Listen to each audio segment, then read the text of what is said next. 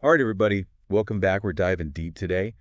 And today's topic is all about getting bigger, but spending less.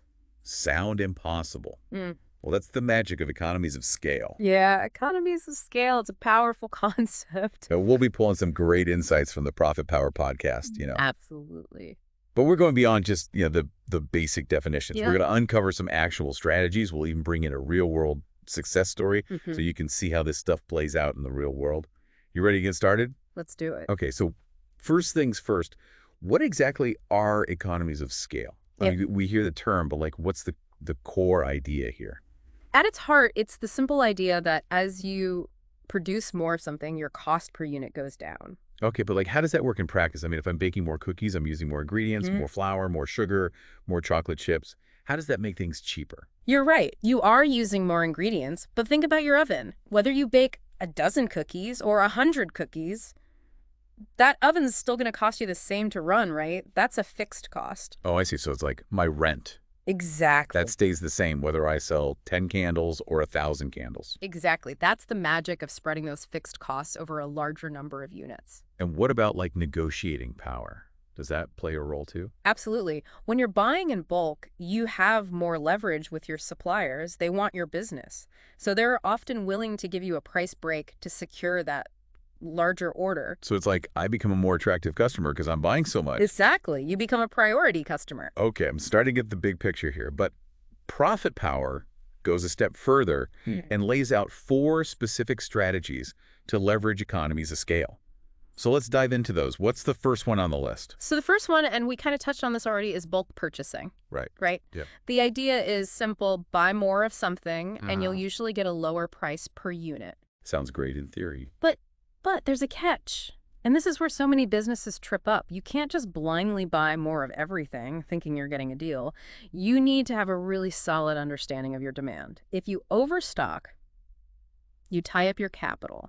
And if those products don't sell, well, those savings you thought you had, they vanish. Yeah, that's a good point. It's a balancing act. I remember this friend of mine, she ran a small online business selling handmade candles. Yeah, She thought she was being super savvy by bulk buying all these glass jars. She got a great price per jar. yeah. But her sales were really seasonal, and she ended up with her entire garage packed with jars for months. Not exactly a cost-effective move in the long run. Exactly. That's a perfect example of how bulk purchasing can backfire if it's not done strategically. Okay, so it's not as simple as always buy more. What about the second strategy? The second strategy is investing in technology, and this one is also tricky. We often romanticize automation thinking it's going to be like a magic bullet. But technology is an investment, both in terms of the upfront cost and in terms of learning how to use it effectively. It's not like buy a fancy machine and watch the profits roll in, huh? Not quite. Sometimes it can feel like that, but you have to think about it carefully. Does the tech actually fit into your process? Does it require some specialized skills that your team needs to learn? And will the long-term savings outweigh that initial investment? If the answer to any of those is no, then you might end up with a very expensive paperweight. That's a good analogy. Okay, so we've got bulk purchasing, we've got technology. What's the third strategy Profit Power talks about? The third strategy is expanding your market. That sounds great on the surface, but how do you do it without overextending yourself? I mean, how do you know when it's the right time to take that leap? Expanding your market, it doesn't have to be some massive undertaking. You know, it can be as simple as branching out into online sales. Or it can be as complex as entering entirely new geographic territories. The key is strategic alignment. You know that bakery example Profit Power mentioned? They didn't just decide to buy a bigger oven out of the blue. They had a very strong local following. They had reached the limits of what they could bake with their existing setup. The expansion was a direct response to a real need for increased production. Oh, so they weren't just chasing economies of scale for the sake of it. They were responding to a real bottleneck in their business. Exactly. That makes a lot of sense. Okay, so that's 3 down. What's the fourth and final strategy for leveraging economies of scale? The fourth strategy is optimizing operations. Now, this one might sound a little bit vague. Yeah, how do you optimize operations? What does that actually look like in a day-to-day business? It's all about finding ways to make your systems more efficient, to eliminate waste and streamline processes. It could involve anything from tweaking your supply chain to implementing lean manufacturing principles. Or It could be as simple as improving communication between different departments. These might seem like small things, but small improvements can have a big impact as you scale. So it's like looking at your business under a microscope, finding all these little areas where you're losing efficiency. And then when you add those up, it's actually a big drag on your growth. You got it. Now, that bakery and the profit power example, Yeah. they did this really well. It wasn't just about the bulk ingredients and the bigger oven. They actually renegotiated their lease to get a larger space with a lower rent per square foot.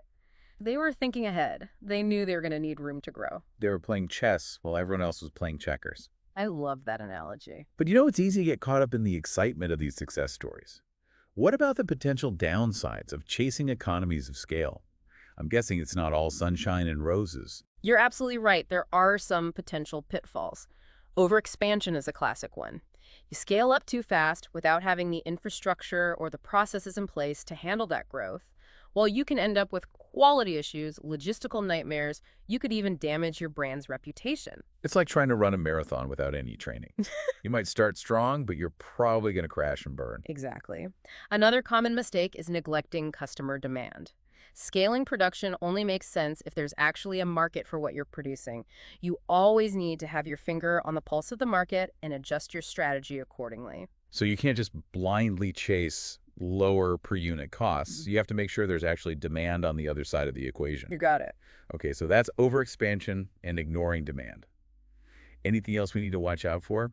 This is a big one, and this is something I'm really passionate about. Never compromise on quality. In the quest for efficiency and cost savings, it can be tempting to cut corners.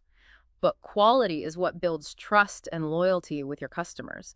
If you sacrifice quality for short-term gains, you're going to pay for it in the long run. Yeah, penny wise and pound foolish, right? Exactly. So we've talked about the strategies, the potential pitfalls, and we've got a great example from Profit Power to illustrate how this can work in the real world.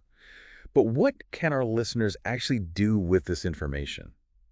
Profit Power gave some concrete action steps, right? They did. What are some things our listeners can start implementing today? First and foremost, analyze your costs. Really break things down. Look for areas where scaling production could realistically lead to lower per unit costs. Don't assume that buying more is always better. Do the math, factor in storage potential waste and the ever-changing dynamics of market demand. So it's not just about crunching the numbers, but about understanding the nuances of your particular business. Exactly. Next, don't be afraid to negotiate with your suppliers. Oh, yeah. They're often more willing to work with you than you think, especially if you can promise them consistent, larger orders. So build those relationships, explore those win-win scenarios. So it's about more than just getting the lowest price. It's about building a true partnership where both sides benefit. Exactly. And finally, look for ways to constantly invest in efficiency. Okay. This could mean upgrading your technology. It could mean streamlining your processes. It could even mean investing in training for your team. The goal is to create a system that can scale without a proportional increase in costs. Fantastic advice. So we've gone beyond just defining economies of scale. We've explored the strategies, the potential pitfalls. We've even got a glimpse into how a real business put these ideas into action. But here's a final thought for our listeners. Think about one area in your life or your business where you can apply this principle of doing more with less.